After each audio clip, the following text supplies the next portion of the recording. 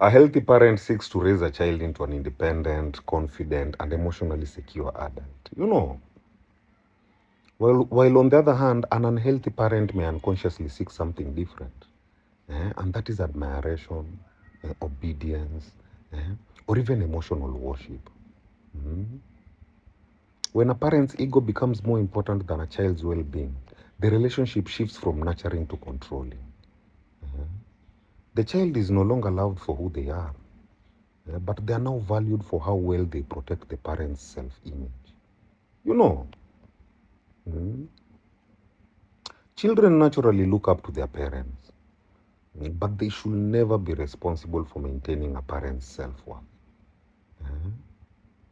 In families where a parent's ego dominates, love often becomes conditional. Approval is given when the child obeys, agrees, achieves, or even reflects well on the family. Mhm.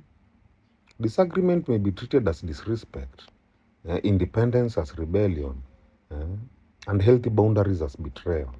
You know, and as a result, the child learns that acceptance must be earned rather than freely received. uh, and they may grow into adults who constantly seek validation, fear disappointing others, struggle to express their own needs, or even feel guilty for choosing a life different from what their parents expected. You know, mm, and it is very important, before we go on, it is very important to recognize that many parents who behave this way are not necessarily malicious. Some are acting from their own unresolved wounds, insecurity, or even upbringing. Understanding this can create compassion, but it does not remove the responsibility to break unhealthy patterns. You know,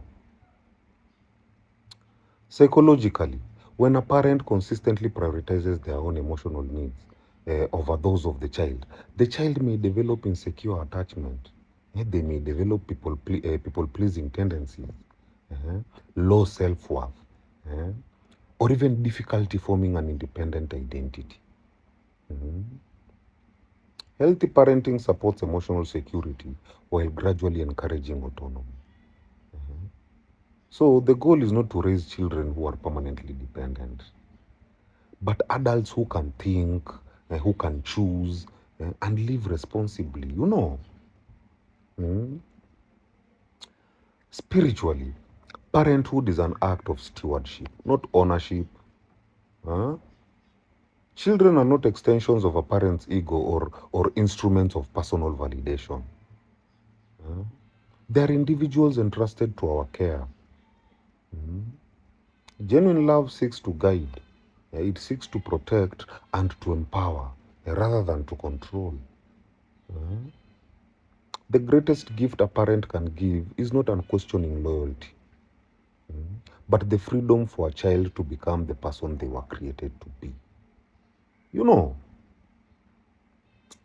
in short, a child should never have to earn the right to be loved by protecting a parent's ego. Mhm. The healthiest parents are not those who are constantly admired, but those whose children feel safe enough to be honest, eh? Those whose children feel secure enough to grow independently, and even loved enough to become fully themselves. eh?